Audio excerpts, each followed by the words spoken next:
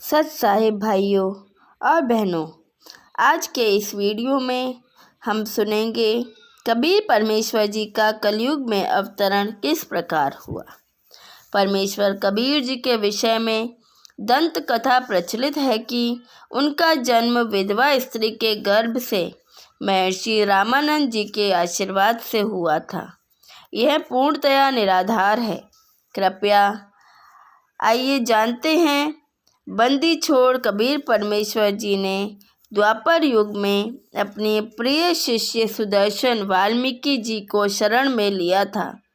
उस समय कबीर जी नामांतर करके करुणामय नाम से लीला कर रहे थे। भक्त सुदर्शन जी के माता पिता ने परमेश्वर कबीर जी के ज्ञान को स्वीकार नहीं किया था, जिनके नाम थे पिताजी का नाम भिखुराम तथा माताजी का नाम सुखवंती। जिस समय दोनों शरीर त्याग कर गए तो भक्त सुदर्शन जी अत्यंत व्याकुल रहने लगे। भक्ति भी कम करते थे। अंतर्यामी करुणामय जी यानी द्वापर युग में कबीर परमेश्वर करुणामय नाम से लीला कर रहे थे। उन्होंने अपने भक्त के मन की बात जानकर पूछा, हे भक्त सुदर्शन, आपको कौन सी चिंता सता रही है? क्या माता पिता का वियोग सता रहा है या कोई अन्य पारिवारिक परेशानी है? मुझे बताइए। तब भक्त सुदर्शन जी ने कहा, हे बंदी छोड़, हे अंतर्यामी, आप सर्वज्ञ हैं। आप बाहर भीतर की सर्व शक्ति से सर्व स्थिति से परिचित हैं। हे प्रभु, मुझे मेरे माता पिता के निधन का दुख नहीं है, क्योंकि वह बहुत वृद्ध हो चुके थे। आपने बताया है कि यह 5 तत्व का पुतला एक दिन नष्ट होना ही है। मुझे चिंता सता रही है कि मेरे माता पिता अत्यंत पुण्य आत्मा, दयालु तथा धर्मात्मा थे। उन्होंने अपनी भक्ति लोक वेद अनुसार की थी, जो शास्त्र विधि के विरुद्ध थी, जिस कारण से उनका मानव जीवन व्यर्थ गया।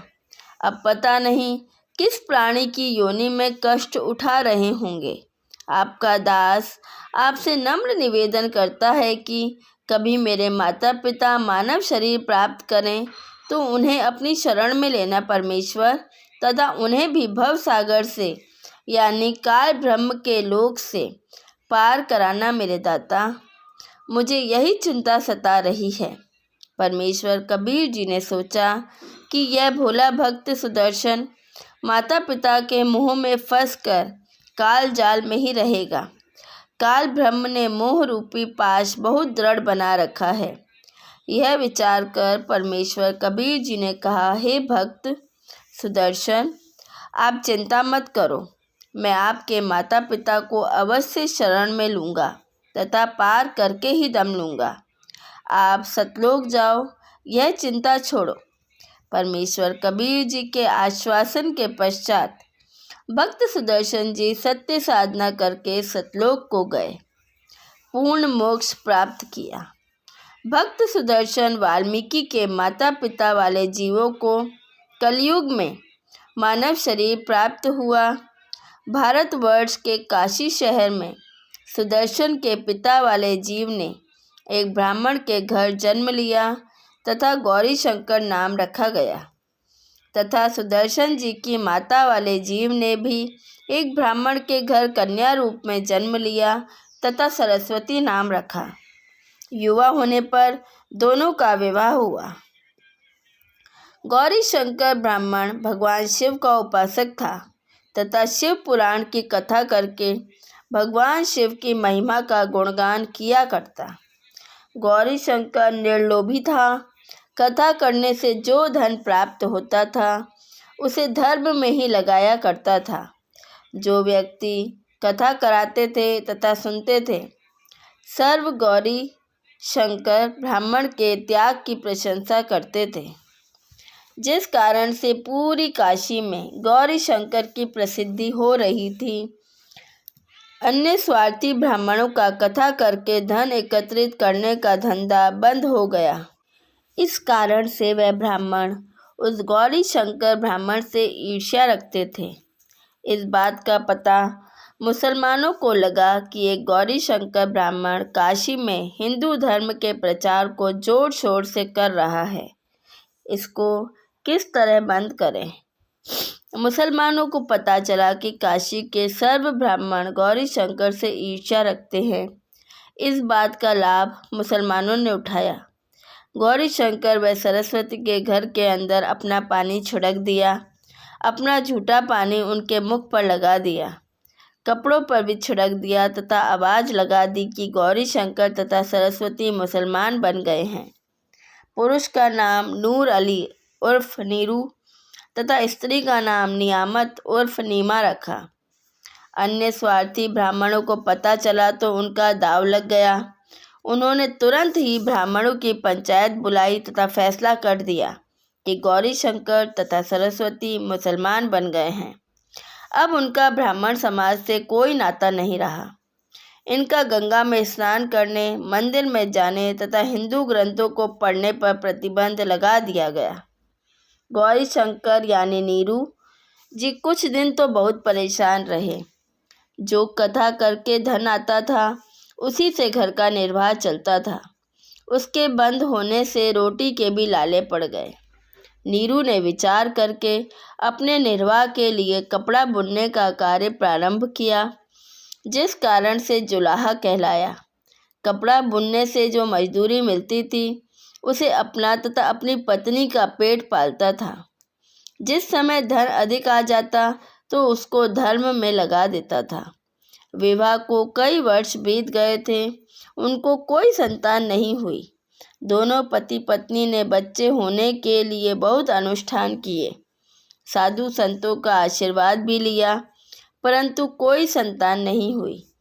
हिंदुओं द्वारा उन दोनों का गंगा नदी में स्नान करना बंद कर दिया गया था। उनके निवास स्थान से लगभग 4 किलोमीटर दूर एक लहर तारा नामक सरोवर था, जिसमें गंगा नदी का ही जल लहरों के द्वारा नीची पटरी के ऊपर से उछलकर आता था, इसलिए उस सरोवर का नाम लहर तारा पड़ा।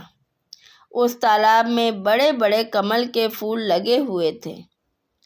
मुसलमानों ने गौरी शंकर का नाम नूर अली रखा, जो उर्फ नाम से नीरू कहलाया, तथा पत्नी का नाम नियामत रखा, जो उर्फ नाम से नीमा कहलाई।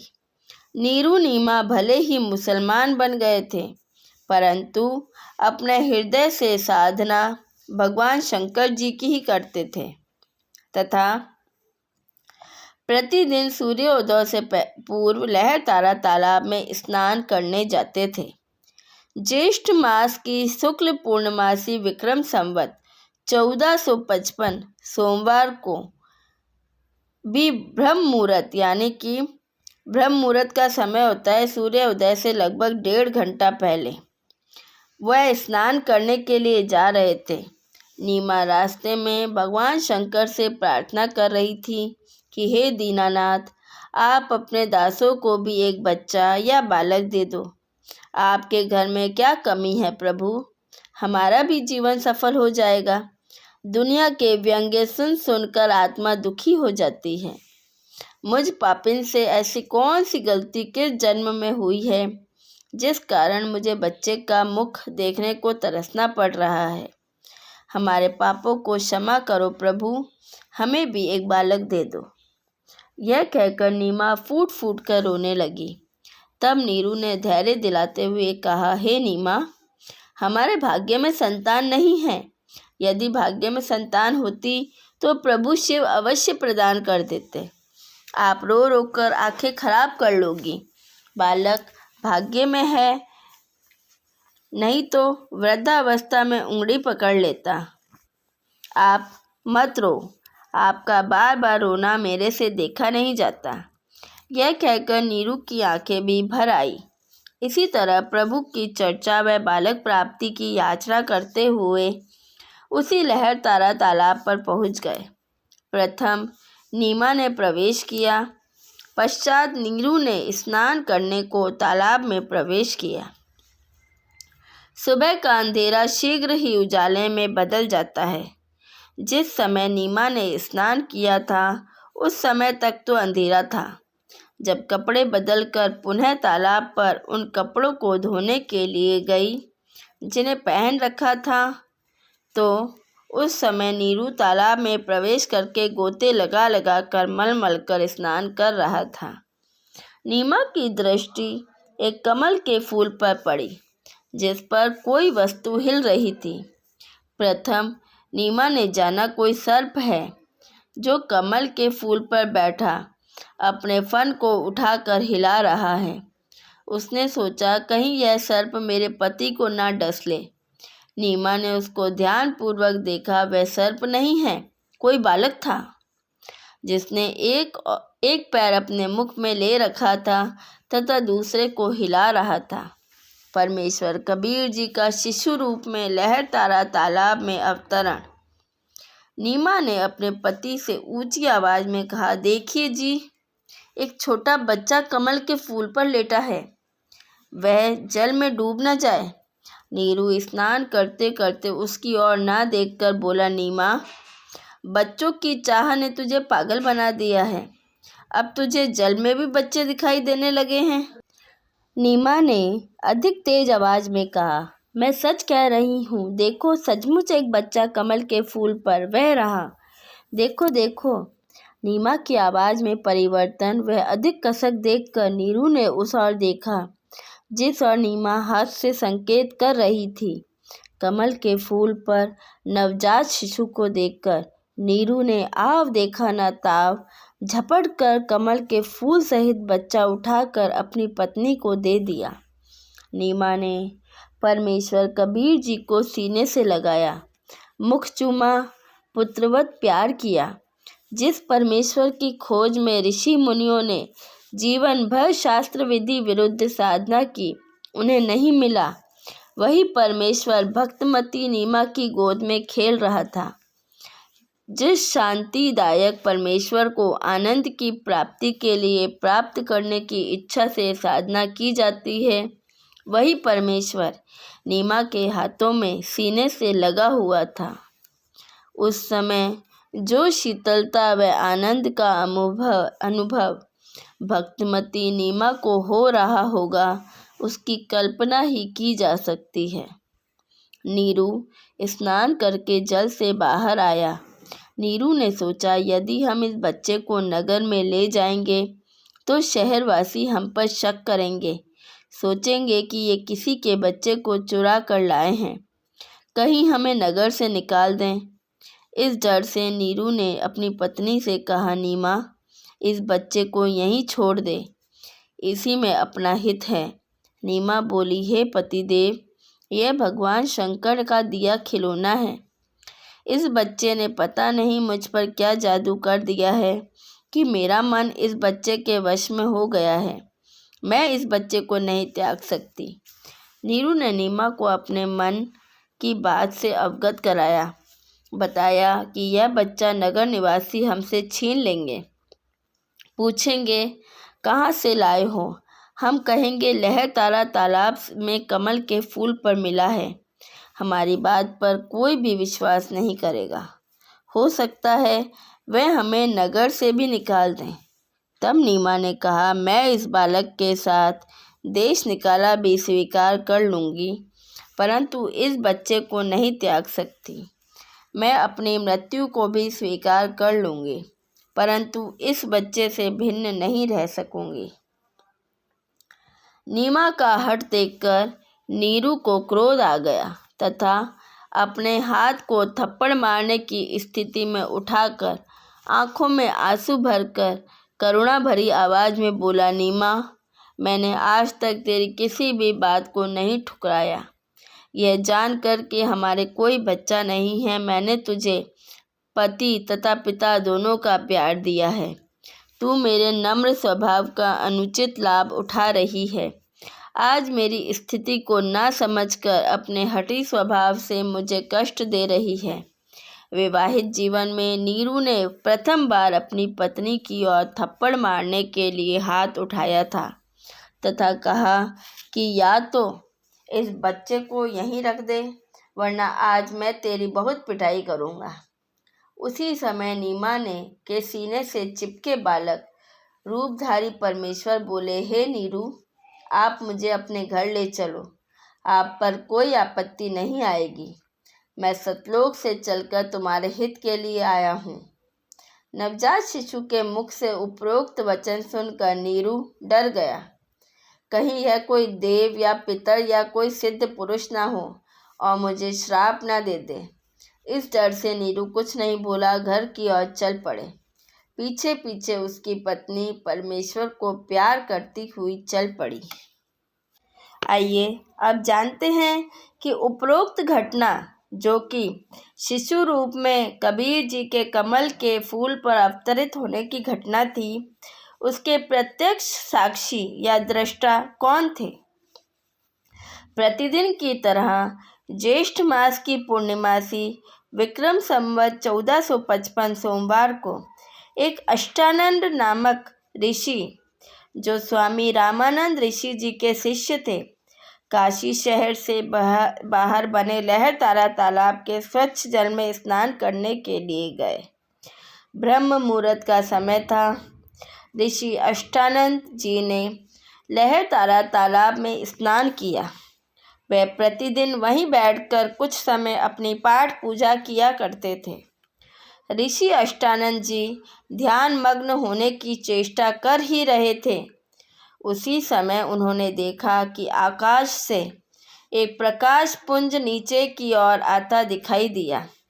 वह इतना तेज प्रकाश था, उसे ऋषि जी की चर्म दृष्टि सहन नहीं कर सकी। जिस प्रकार आंखें सूर्य की रोशनी को सहन नहीं कर पाती, सूर्य के प्रकाश को देखने के पश्चात आंखें बंद करने पर सूर्य का आकार दिखाई देता है, उसमें प्रकाश अधिक नहीं होता। इसी प्रकार प्रथम बार परमेश्वर के प्रकाश को देखने से ऋषि जी की आंखें बंद हो गई। बंद आंखों में शिशु को देखकर फिर से आंखें खोली। ऋषि अष्टानंद जी ने देखा कि वह प्रकाश लहर तारा तालाब पर उतर गया, जिससे पूरा सरोवर प्रकाशमान हो गया तथा देखते ही देखते वह प्रकाश जलाशय के एक कोने में सिमट गया। ऋषि अष्टानंद जी ने सोचा, यह कैसा दृश्य मैंने देखा? यह मेरी भक्ति की उपलब्धि है या मेरा दृष्टि दोष? इसके विषय में गुरुदेव स्वामी रामानंद जी से पूछूंगा। यह विचार करके ऋषि अष्टानंद जी अपनी शेष साधना को छोड़कर अपने पूज्य गुरुदेव के पास गए। स्वामी रामानंद जी को सर्व घटनाक्रम बताकर पूछा, हे गुरुदेव, यह मेरी भक्ति की उपलब्धि है या मेरी भ्रमणा है? मैंने प्रकाश आकाश से नीचे की ओर आते देखा, जिसे मेरी आंखें सहन नहीं कर सकी। आंखें बंद हुई तो नवजात शिशु दिखाई दिया। पुनः आंखें खोली तो उस प्रकाश से पूरा जलाशय ही जगमगा गया। पश्चात वह प्रकाश उस तालाब के एक कोने में सिमट गया। मैं आपसे कारण जानने की इच्छा से अपनी साधना बीच में ही छोड़कर आया हूँ। कृपया मेरी शंका का समाधान कीजिए। ऋषि रामानंद स्वामी जी ने अपने शिष्य अष्टानंद से कहा, हे ब्राह्मण, यह ना तो तेरी भक्ति की उपलब्धि है, ना आप पर दृष्टि दोष है। इस प्रकार की घटनाएं उस समय होती है जिस समय ऊपर के लोकों से कोई देव पृथ्वी पर अवतार धारण करने के लिए आते हैं। वह किसी स्त्री के गर्भ में निवास करता है, फिर बालक रूप धारण करके नर लीला करके अपना अपेक्षित कार्य पूर्ण करता है। कोई देव ऊपर के लोकों से आया है, वह काशी नगर में किसी के घर जन्म लेकर अपना प्रारब्ध पूरा करेगा। उपरोक्त वचनों द्वारा ऋषि रामानंद स्वामी जी ने अपने शिष्य अष्टानंद की शंका का समाधान किया। उन ऋषियों की यही धारणा रही है कि सर्व अवतार गण माता के गर्भ से ही जन्म लेते हैं। बालक को लेकर नीरू तथा नीमा अपने घर जुलाहा मोहल्ला में गए। जिस भी नर व नारी ने नवजात शिशु रूप में परमेश्वर कबीर जी को देखा, वह देखता ही रह गया। परमेश्वर का शरीर अति सुंदर था। आँख जैसे कमल का फूल हो, घुंघराले बाल, लंबे हाथ, लंबी लंबी उंगलियां, शरीर से मानो नूर झलक रहा हो। जैसे अंग्रेज गोरे होते हैं, इनसे भी अधिक गोरा शरीर परमेश्वर का था। अंग्रेज सफ़ेद होते हैं, परमेश्वर कबीर जी का उनसे भी अधिक सफ़ेद वर्ण का शरीर था। पूरी काशी नगरी में ऐसा अद्भुत बालक नहीं था। जो भी देखता वही अन्य को बताता कि नूर अली को एक बालक तालाब पर मिला है, आज ही उत्पन्न हुआ शिशु है। डर के मारे लोक लाज के कारण किसी विधवा ने डाला होगा। बालक को देखने के पश्चात उसके चेहरे से दृष्टि हटाने को दिल नहीं करता। आत्मा अपने आप खिंची चली जाती है। पता नहीं कैसा जादू है बालक के मुख पर। पूरी काशी परमेश्वर के बालक रूप को देखने को उमड़ पड़ी। स्त्री पुरुष झुंड के झुंड बनाकर मंगल गान गाते हुए नीरू के घर बच्चे को देखने आए। बच्चे को देखकर कोई कह रहा था यह बालक तो कोई देवता का अवतार है, कोई कह रहा था यह तो साक्षात विष्णु जी ही आए लगते हैं, कोई कह रहा था यह तो साक्षात भगवान शिव हैं, अपनी काशी नगरी को कृतार्थ करने के लिए उत्पन्न हुए हैं। तो कोई कहता है यह तो किन्नर का अवतार है, कोई कह रहा था यह पितर नगरी से आया है। यह सर्व वार्ता सुनकर नीमा अप्रसन्न होकर कहती है कि मेरे बच्चे के विषय में कुछ मत कहो। हे अल्लाह, मेरे बच्चे को इनकी नज़र से रक्षा करना। तुमने कभी बच्चा देखा भी है कि नहीं? ऐसे समूह के समूह मेरे बालक को देखने आ रहे हैं। आने वाले स्त्री पुरुष बोले, हे नीमा, हमने बालक तो बहुत देखे हैं, परंतु आपके बालक जैसा नहीं देखा, इसलिए हम इसे देखने आए हैं। ऊपर अपने अपने लोकों से श्री ब्रह्मा जी, श्री विष्णु जी तथा श्री शिव जी भी झाँक कर देखने लगे। काशी के वासियों के मुख से अपने में से एक यह बालक होने की बात सुनकर बोले कि यह बालक तो किसी अन्य लोक से आया है। इसके मूल स्थान से हम भी अपरिचित हैं, परंतु बहुत शक्ति युक्त कोई सिद्ध पुरुष होगा। सत साहिब।